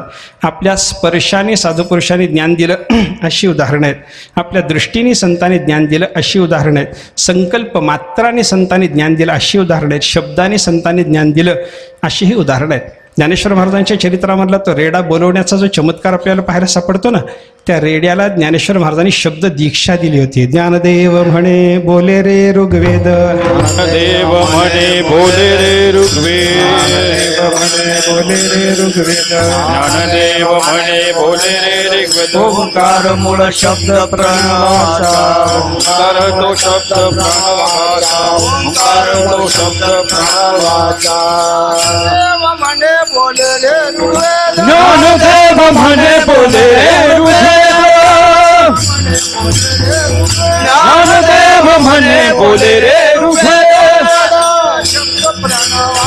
ओंकार हा शब्द प्रणवाचा, ओंकार हा शब्द प्रणवाचा. ज्ञानदेव म्हणे बोले रे ऋग्वेद, ओंकार मूळ शब्द प्रणवाचा. ज्ञानोबाराने त्या रेड्याला सांगितलं, बाबा या सगळ्या ब्रह्मवृंदाची इच्छा आहे, तो वेद म्हणावेस. बोले रे ऋग्वेद, बाबा बोलायला लाग, ऋग्वेद बोलायला लाग. मग तो रेडा लगेच ऋग्वेद बोलायला लागला. म्हणजे बोले रे ऋग्वेद असं म्हणून ज्ञानेश्वर महाराजांनी त्याला शब्द दीक्षेनं ज्ञान दिलंय आणि म्हणून तो रेडा बोलू शकला. ही शब्द दीक्षा संतांच्या चरित्रात दिसते. दृग दीक्षेची उदाहरणं, दिठी जयावरी झळके, याच्यामध्ये दृग दीक्षेचं चिंतन आपल्याला करता येतं. आणि संकल्प मात्राने साधू पुरुषांनी काही वेळेला ज्ञान संक्रमित केल्याचं जे उदाहरण आपल्याला पाहायचं झालं संकल्प मात्रानं, ते जगद्गुरू शंकराचार्यांच्या चरित्रामध्ये ते गिरीचं उदाहरण आहे. आचार्यांच्या सेवेत असलेला हा गिरी कधी पाठाला वगैरे त्याचं व्यवस्थित चित्त लागलेलं नसायचं, पण शंकराचार्यांच्या सतत सेवेत असल्यामुळे आचार्यांची मात्र त्या गिरीवर विशेष कृपा होते. आचार्यांनी गिरी आल्याच्या शिवाय पाठाला प्रारंभ करू नये असा त्यांचा क्रम होता. एका दिवशी आचार्य पाठाला बसले, पाठाची वेळ झाली, सगळ्या विद्यार्थ्यांनी सगळ्या शिष्यांनी आचार्यांना पाठाला बसवलं. आचार्य पाठाला येऊ नये बसले, सगळ्या आपल्या शिष्यात विद्यार्थी वर्गामध्ये दृष्टी फिरवली तर गिरी दिसला नाही, म्हणून आचार्य म्हणले अरे गिरीला येऊ द्या. गंगेवर गिरी आचार्यांच्या छाट्या धुवायला गेलेले आणि गिरी येईपर्यंत थांबायचं असं सांगितल्याच्या नंतर सगळे शिष्य आचार्यांचे हसायला लागले. म्हणजे त्या गिरीला कळतं काय गुरु महाराज, मनातली सर्वांच्या भावना. कोणी गुरु महाराजांच्या समोर बोलण्याचं धाडस त्यावेळेस करत नव्हतं, आचार्यांच्या शिष्यावर असं कोणी धाडस करत नव्हतं. सर्वांच्या मनात विकल्प आला की बाबा या सामान्य गिरीला याला कपडे धुण्याच्या शिवाय पाणी भरून आणण्याच्या शिवाय जर काही कळत नसेल तर याच्याकरता पाठ थांबवायचं कारण काय. आचार्याने सर्वांच्या अंतःकरणातला संशय जाणला, सर्वांना सांगितलं थोडं थांबा म्हणे, आज तुम्हाला गिरीच पाठ सांगेल. आणि गिरीच पाठ सांगेल असं आचार्याने सांगितलं. त्या क्षणामध्ये गिरी आचार्यांच्या छाट्या धुवून गंगेचा घाट चढत निघालेले होते आणि घाट चढता चढता आचार्याने बसलेल्या स्थानातून संकल्प दीक्षेनं गिरीला ज्ञान देऊन टाकलं. विठ्ठल विठ्ठल.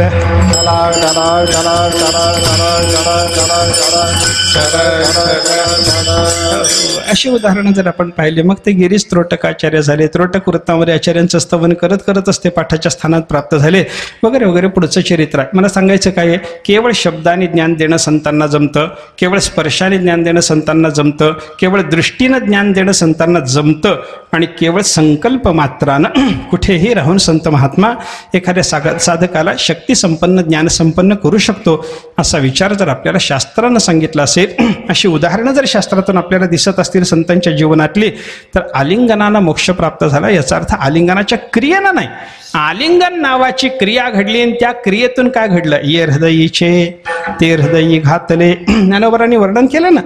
अर्जुनाच्या बाबतीमध्ये गीतेचा उपदेश सगळा करून झाल्याच्या नंतर ज्ञानेश्वर महाराज सांगतात श्रीकृष्ण परमात्म्याने अर्जुनाला एकदा कडकडून आलिंगन दिलं म्हणे. मग सावळा सकंकणू बाहू पसरोनिया दक्षिणू आलिंगिला स्वशरणू भक्तराजतो. ज्ञानेश्वर महाराज म्हणतात सावळा असलेला परमात्मा, सकंकणू हातात त्याच्या रत्नजडीत कंकण आहे, बाहू पसरोनिया दक्षिणू देवाने उजवा हात पसरला कारण डावा हात त्या लगामात गुंतलेला आहे म्हणून बाहू पसरोनिया दक्षिणो आलिंगिला स्वशरणो भक्तराजतो.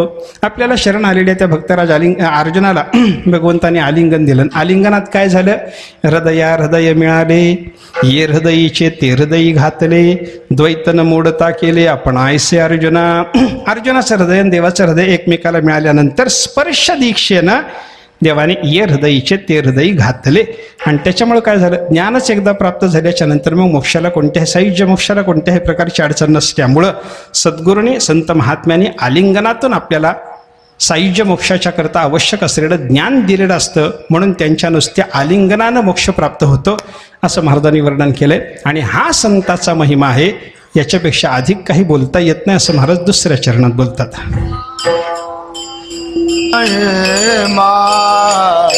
झाली बोलाया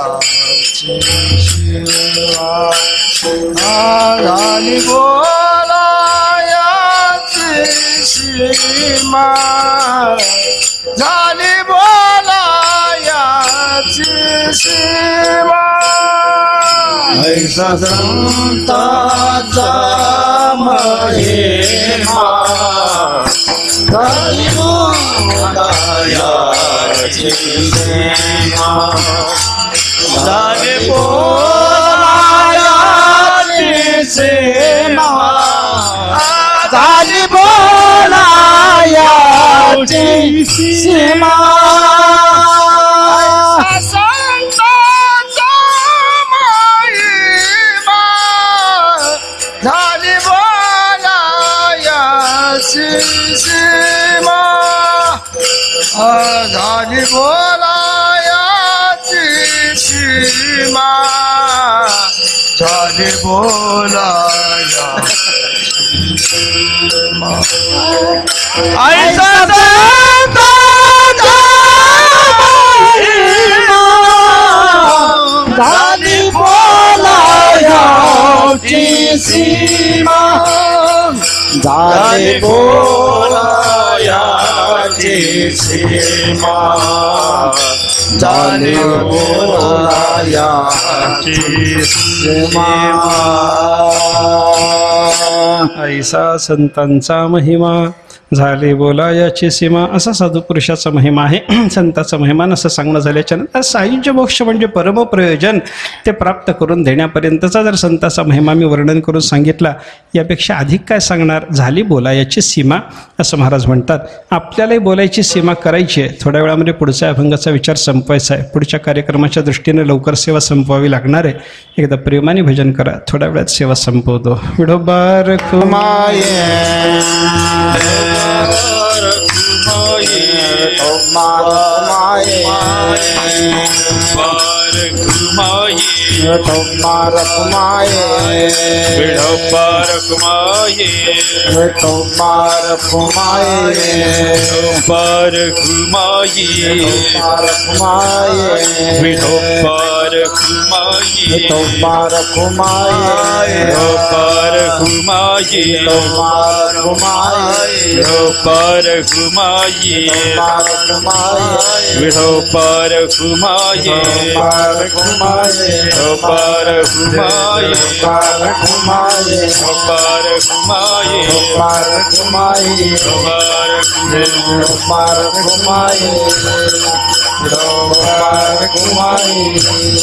Hare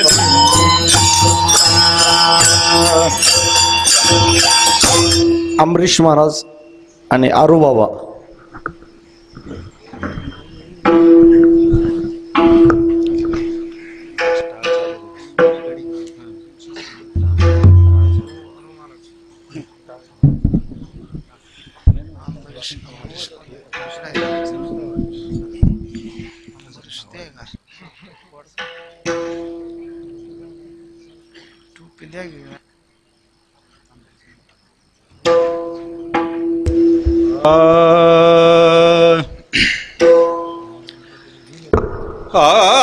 आलिंगन घडे आलिंगन घडे आलिंगन घडे आलिंगन घडे आलिंगन घडे आलिंगन घडे आलिंगन घडे आलिंगन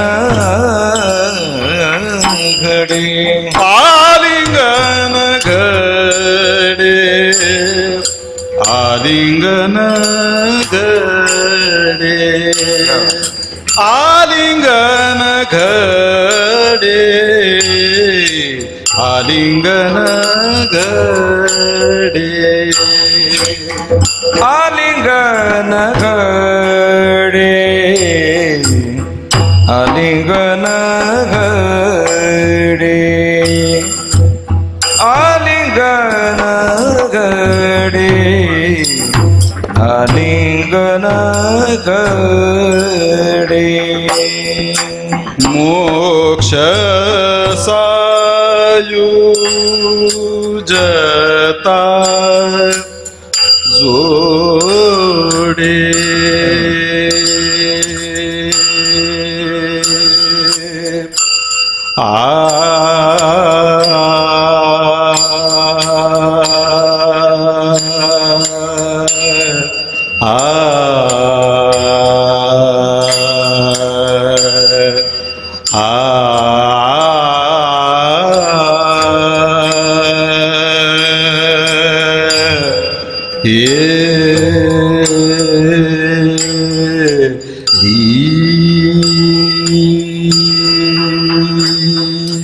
मोक्ष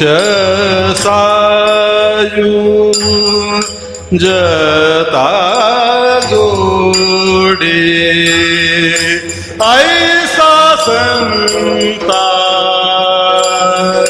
चा महिमा ऐसा संता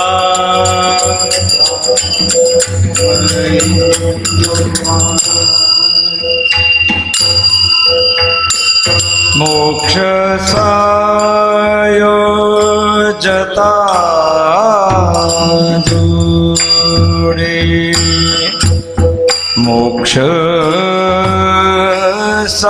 सायोजता जोडे ऐसा संतांचा महिमा ऐसा संतांचा महिमा झाली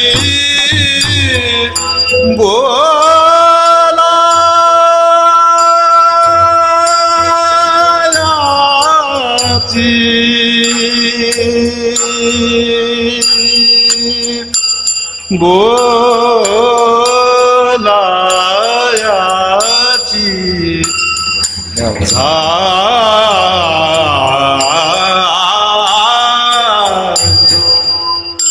झाली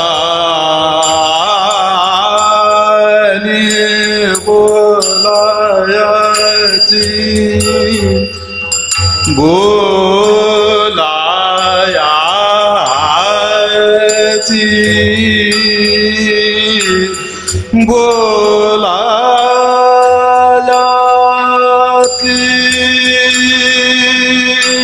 बोलायाची बोलायाची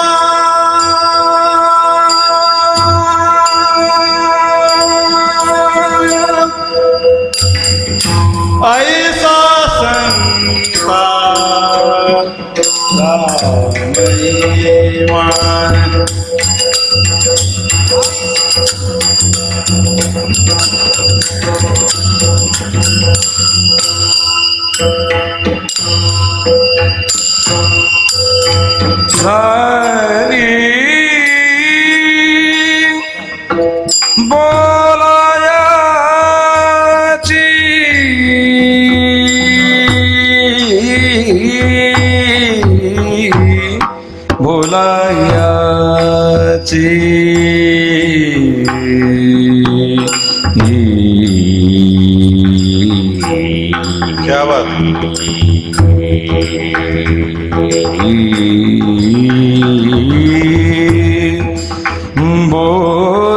बोलायाची सीमा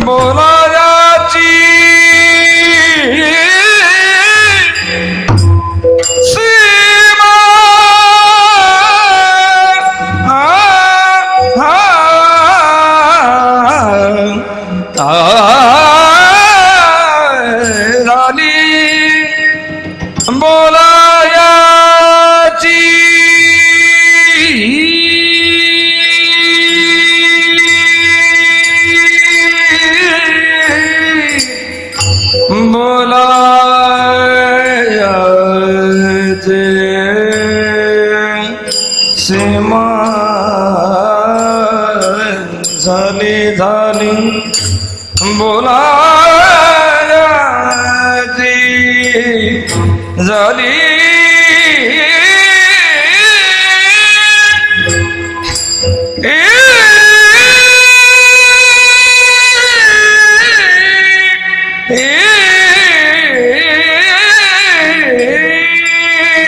झाली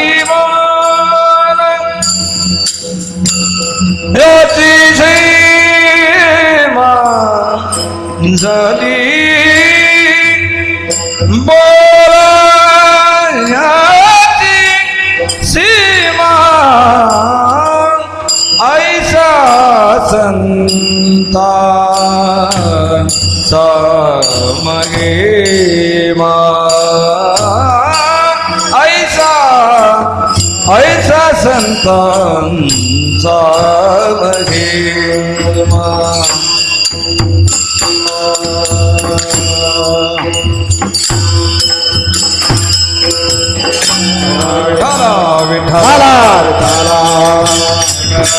विठाला विठाला विठाला विठाला विठाला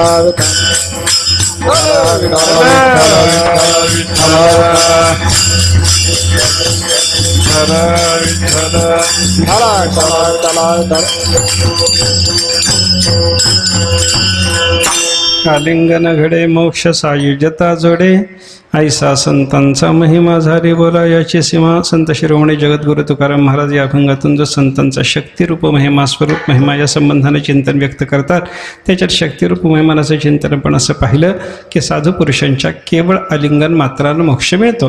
कसा मिळतो? संतांच्या आलिंगनानं मोक्ष कसा मिळण्याची शक्यता आहे याची समजूत काढण्याच्या दृष्टीनं शास्त्रसंस्कार नसलेली आणि शास्त्रसंस्कार असलेली अशी जी माणसं शंका व्यक्त करतात त्या शंकांचं समाधान आपण थोडंसं पाहिलं.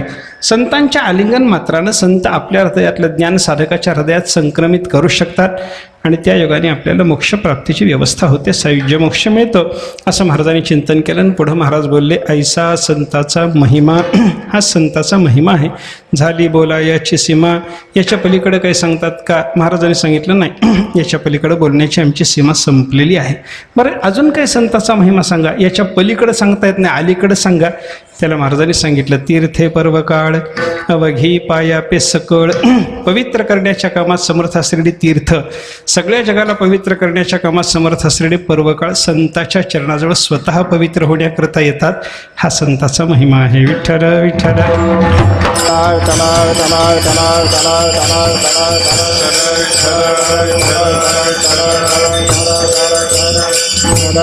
आपण तीर्थात जायचं आपण पवित्र होण्याकरता, आणि तीर्थात साधू जातात तीर्थाला पवित्र करण्याकरता. आपण एकादशीसारख्या पर्वकाळाचं पालन करायचं आपण पवित्र होण्याकरता, आणि तुकाराम महाराजासारख्या साधू पुरुषाच्या, ज्ञानेश्वर महाराजाच्या सारख्या साधू पुरुषाच्या चरणाजवळ जाऊन एकादशीचा पर्वकाळ विनंती करतो, तुम्ही माझा अंगीकार करा तर मी पवित्र होणार आहे. म्हणजे आपण एकादशी केली आपण पवित्र होणार, संतांनी एकादशी केली तर एकादशी पवित्र होणार, तो पर्वकाळ पवित्र होणार. असं असल्यामुळं तीर्थे पर्वकाळ अवघी पायापे सकळ, संताच्या चरणाजवळ हे सगळे येतात. हा संतांचा महिमा आहे. हे शक्तिरूप महिमानाचं वर्णन करून झाल्याच्या नंतर शेवटच्या चरणातून संतांचा स्वरूप महिमा महाराज व्यक्त करतात.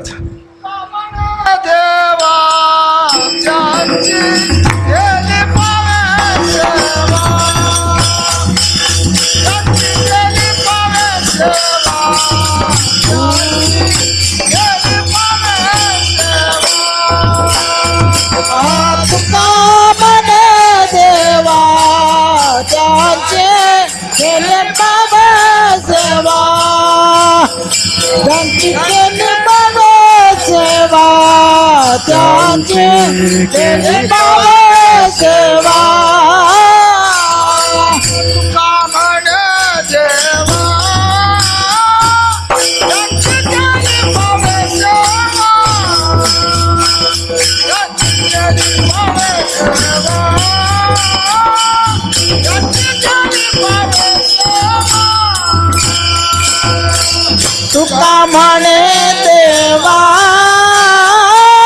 त्यांची केली पावे सेवा,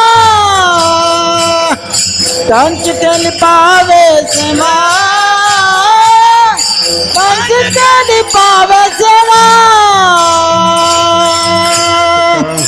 सेवा त्यांची केली पावे सेवा, त्या साधू पुरुषांची केलेली सेवा भगवंताला प्राप्त होते असा तुकाराम महाराजांनी या ठिकाणी शेवटच्या चरणात संताचा महिमा सांगितला.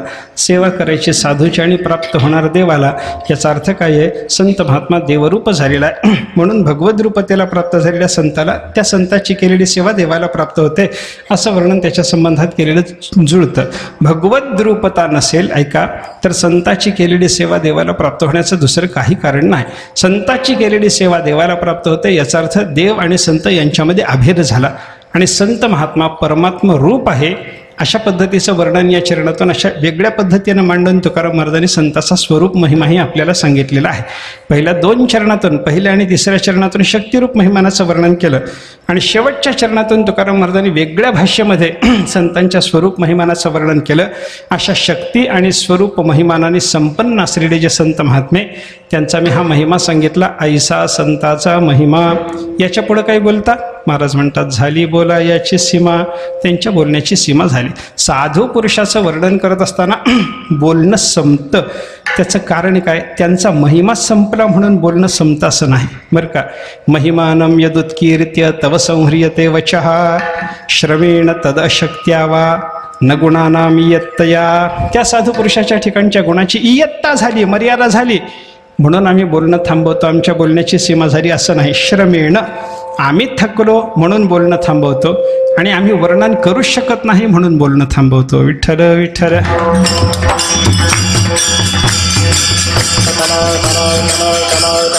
असं तुकाराम महाराजांनी जर त्या साधू पुरुषाच्या महिमान वर्णनाच्या बाबतीत झाली बोलायची सीमा म्हणून सांगितलं असेल, आपल्यालाही बोलायची सीमा संपवायची आहे. पण प्रसंगाच्या निमित्तानं थोडंसं बोललं पाहिजे म्हणून बोलतो. आज आपण पहिलं पुण्यस्मरण महाराजांचं जे साजरं करत आहोत. महाराजांचा नात्याच्या दृष्टीनं माझा जर संबंध विचाराल तुम्ही तर महाराज माझे काका होते, पितृव्य होते. शास्त्रामध्ये पितृव्य असा शब्द संस्कृत वाङ्मयामध्ये चुलत्याला उद्देशून वापरलेला आपल्याला पाहायला सापडतो. धर्मशास्त्राच्या दृष्टीनं बाप आणि चुलता फार काही बदल नाही. मी एक तर्क त्याच्याबद्दल आपल्याला असा सांगू शकतो. बाप आणि चुलता यांच्यात बदल नाही. याच्याकरता माझा तर्क असा आहे की एका कुटुंबामध्ये 5 भाऊ असतील आणि त्या 5 भावापैकी एकाला संतती झाली असेल आणि 4 जणाला झाली नसेल तर धर्मशास्त्र त्या सगळ्या 5ही जणाला संतती संपन्न मानतं. ऐका, 5 जणांपैकी एकाला संतती व्हायची आणि 5ही जणांनी संतती संपन्न ठरायचं. याचा अर्थ काय झाला? 5ही जणांना मुलगा आहे आणि त्या 5ही जणाला जो मुलगा आहे तो कोण आहे? तो पुतण्या आहे. आणि त्या पुतण्याच्या योगानं सगळे बाप जर पुत्रवान होत असतील तर सगळ्या चुलत्याच्या योगानं तो मुलगा सुद्धा बापवान होतो. विठ्ठल विठ्ठल.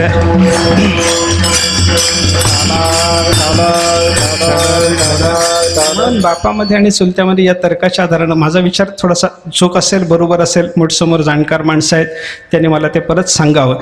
पण एक तर्क जर पाहायचा झाला तर पित्यामध्ये आणि चुलत्यामध्ये शास्त्राने असा एक पद्धतीनं एकोपा सांगितलेला आपल्याला पाहायला सापडतो. एकरूपता सांगितलेली पाहायला सापडते. आणि चुलत्याचा वाचक पितृव्य शब्द जरी पाहिला, थोडा पितृ शब्दामध्ये थोडा बदल आहे की नाही. वार्तिकाराने त्याच्या संबंधानं असं म्हणलंय पितृभ्रातरी त्वत.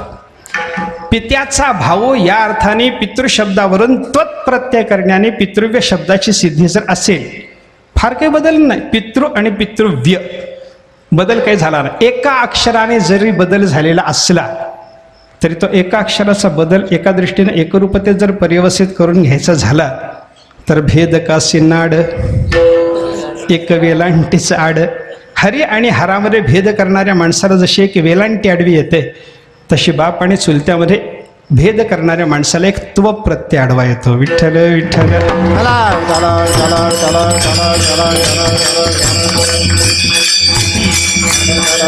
हो, बापाचंच नातं एका दृष्टीने चुलत्याच्या बाबतीमध्ये आपल्याला विचारात घेता येण्यासारखं आहे. बाप आणि चुलता यांच्यामध्ये भेद नाही म्हणून बापाचे वाचक असलेले सगळे शब्द चुलत्याला सुद्धा वापरता येतात. शब्दरत्नावलीमध्ये अशा पद्धतीचं एक चिंतन पाहायला सापडतं. पा त्याने पितृव्य शब्दाच्या संबंधानं बोलत असताना असं सांगितलं, पितृव्यो जनक भ्राता. पितृव्य कोणाला म्हणायचं? जनकाचा जो भाऊ असेल त्याला. आणि त्या जनक भ्रात्याला पुढं शब्द त्यांनी लावलेले आहेत, ज्येष्ठोतातः अग्रजो यदी. तो बापाचा मोठा जर भाऊ असला तर त्या चुलत्याला ज्येष्ठ तात म्हणायचं. तात शब्द बापाचा वाचक आहे. मराठी भाषेमध्ये साध्या जर बोलायचं झालं तर मोठे बाबा धाकटे बाबा म्हणतात की नाही. हे मोठे बाबा धाकटे बाबा काय शास्त्रातले शब्द आहेत. ज्येष्ठ तात हा अग्रजहा यदी, मोठ्या चुलत्याच्या संबंधानं तात शब्द लावला जातो, फक्त त्याला ज्येष्ठ तात म्हणतात. आणि पितुर कनिष्ठ भ्राता, तो बापाचा जो धाकटा भाऊ असतो, खुल्लता तो अभिधीयते, त्याला खुल्लतात म्हणतात, लहान लहान बाप, पण तात शब्द लावलाय. त्यालाच जनक म्हणतात, त्यालाच पिता म्हणतात, त्यालाच तात म्हणतात. या जनक, पिता आणि तात शब्दाचं प्रयोजन सांगत असताना एक स्कंद पुराणात आणि कूर्म पुराणात समान रीतीनं आले एक वचन आहे. त्याच्यात असं म्हणले, जनको जन्मदाताच, ज्यानं जन्म दिला त्याचं नाव आहे जनक. रक्षणाच पिता नृणाम, मनुष्याच्या बाबतीमध्ये ज्यानं रक्षण केलं त्याला पिता म्हणायचं.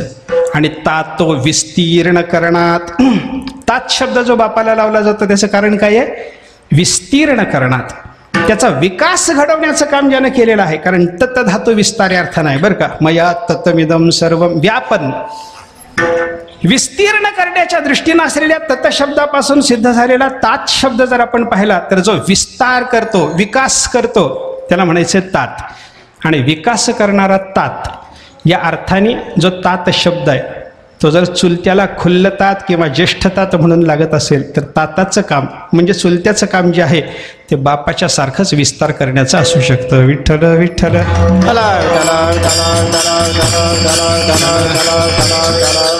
काही विद्यांच्या बाबतीत त्या विद्या माझ्या ठिकाणी निर्माण करण्याचं काम महाराजांनी केलेलं असल्यामुळं ते एका अर्थाने जनक आहेत. माझ्या ठिकाणच्या ज्ञानाच्या रक्षणाचं काम त्याने काही वेळेला केलेलं असल्यामुळं ते पिताही आहेत असंही मला म्हणणं शक्य आहे. आणि एका पद्धतीनं माझ्या विकासाचंही काम महाराजांनी केलं असं म्हणायला हरकत नाही. काय आहे, बऱ्याच वेळेला मी आणि महाराज गुरुवारी आबांच्याकडे, आमच्या गुरुजींच्याकडे, गोरेशास्त्रींच्याकडे अभ्यासाला एकाच पाठाला असत असो. एकाच पाठाला भामतीचा गुरुजींच्याकडे पाठ चालू असताना, माझी फक्त पंचदशी चालू असताना गुरुजींनी सांगितलं की तू भामतीला येऊन बस. मला काही कळायचं कारण नव्हतं, पण गुरुजींनी सांगितलं म्हणून मी भामतीला जाऊन बसलो. काही कळायला लागलं. गुरुवारी शंकर महाराज कंधारकर मला असं म्हणत असत पाठ सांगत असताना, त्यांनी सांगितलेला पाठ मला पाठ सांगताना समजायचा. दुसऱ्या दिवशी त्यांनी पाठाचा अनुवाद विचारला तर मला काही अनुवाद करता यायचं नाही, मी रडकोंडीला येत होतो. शंकर महाराज म्हणायचे, असं असतं, गुरुजवळ बसून विद्या घेताना कळतं, नंतर कळत नाही. हे कसे म्हणले, डब्यात जर खडे घालून हलवले तर ते जोपर्यंत डब्यात आहेत तोपर्यंत वाजतात, आणि खडे काढून टाकले की वाजत नाहीत. पाठ चालू असेपर्यंत समजणं, हे खडे घालून हलव नाही म्हणले.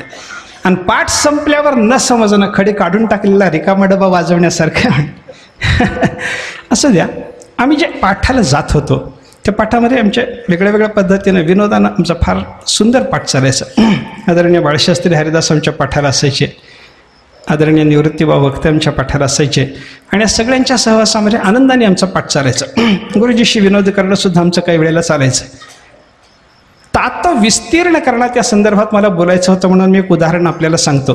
त्याने विकास घडवण्याचं काम कसं केलं. आमच्या पाठामध्ये जर ननु शब्द आला तर ते ननु शब्दाच्या बद्दल असं म्हणलं जातं, ननुचेत दधिभोजनम. ज म न क या अक्षरावर पाठ थांबवता येत नाही, कारण ही पाठनाशक अक्षरं म्हणली जातात. आणि न वर पाठ थांबवता येत जरी नसला तरी ननुतलं न जर असेल तर ते चालतं, कारण ननुचेत दधिभोजनम असं म्हणलं. मग ते ननु जर आलं तर आम्ही बाळशास्त्री हरिदासांना चिडवत होतो की बाबा ननु आले, ननुचेत दधिभोजनम. त्यांना चिडवायचं कारण त्यांनी श्रीखंड सगळ्या पाठात खाऊ घातलं पाहिजे, हा त्याच्यातला संकेत असायचा. ते ननुचेत दधिभोजनम हे वाक्य उच्चारून एकदा गुरुजींनी सहज विनोदाने असं पाठात सांगितलं की म्हटलं काहीतरी करून आपण ब्रह्मसूत्राचा पाठ पाहतो. ब्रह्मसूत्रात जशी अधिकरणांची रचना आहे तसं एक ननु अधिकरण रचलं गेलं पाहिजे म्हणे. ननु अधिकरण, ननुचेत दधिभोजनम ही श्रुतीच प्रमाणाला घ्यायची. आणि हिचा विचार करता करता, वैकल्पिक विचार करताना विषयश्चैव पूर्वपक्ष तथोत्तर ते सगळं मांडायचं. सिद्धांतश्चेती पंचांगम शास्त्रेधिकरण अधिकरण रचायचं. गुरुजींनी 2-3 वेळेला हा विचार जेव्हा बोलून दाखवला की ननु अधिकरण एक रचलं गेलं पाहिजे. आणि त्यावेळेला मी थोडंसं संस्कृत शिकत असल्यामुळं मला रचनाही थोडीशी करता येत होते. म्हणून आमच्या भानुकाकांनी गुरुजींना सांगितलं, शेखरलाच आज्ञा करा म्हणजे तो रचून आणील ननु अधिकरण. आणि दुसऱ्या दिवशी गुरुजींनी मला सांगितलं की ननो अधिकरण रचायचं आहे. बरोबर सगळा विषयवाक्य, संशय, पूर्वपक्ष, उत्तरपक्ष आणि सिद्धांत या सगळ्याची रचना करत करत एक लहानसं आकाशस्तन लिंगात हे जसं एका सूत्राचं अधिकरण आहे त्याच पद्धतीनं ननु तल्लिंगात असं सूत्र रचून ते अधिकरण मी रचलं होतं. आणि ते अधिकरण रचल्याच्या नंतर गुरुजीला ते वाचून आनंद वाटला. अनेकांना गुरुजींनी ते अधिकरण दाखवलं वगैरे वगैरे. ते पुढचं झालं. पण असं एक पद्धतीनं काहीतरी रचना करून आपल्या बुद्धीचा विकास घडवता येऊ शकतो हे लक्षात आल्याच्या योगाने माझ्या बुद्धीच्या विकासाच्या दृष्टीनं गुरुजीला तशा पद्धतीची सूचना करण्याचं काम त्यांनी केलं. तातो विस्तीर्ण करणात, विकासाचं काम ज्यांनी केलं त्याला तात म्हणायचं. आणि ते आमच्या वडिलाचे धाकटे बंधू असल्यामुळे खुल्ल तात असं फार तर मला त्यांच्याबद्दल म्हणता येईल. असा महाराजांचा माझा संबंध होता. त्या संबंधातून आनंदानं आमचं चाललं होतं. वेळ संपलेली असल्यामुळं फार बोलायचं नाही. पण एका वाक्यामध्ये काय, आत्ता माझ्यावर नामदेवरायाची कृपा झाली असं म्हणायला हरकत नाही. माझ्या अंतःकरणातल्या भावना, आमच्या कुटुंबियाच्या अंतःकरणातल्या आत्ताच्या भावना आणि आपण सगळे देगलूरकर परिवारावर प्रेम करणारे लोक सर्वांच्या अंतःकरणामध्ये आत्ताच्या क्षणात जी भावना आहे ही सगळी भावना व्यक्त करायला माझ्या हातात शब्द नव्हते. पण नामदेवरायांनी मला थोडेसे शब्द दिले. फार आठवते निवृत्तीचे चित्ती, सोपान स्फुंदती मुक्ताबाई, आम्हा माता पिता नित्य ज्ञानेश्वर, नाही आता थार विश्रांतीसी ज्ञानेश्वर. ज्ञानेश्वर माऊली ज्ञानराज ज्ञानेश्वर माऊली ज्ञानराज तुकाराम माऊली, ज्ञानेश्वर माऊली ज्ञानराज तुकाराम.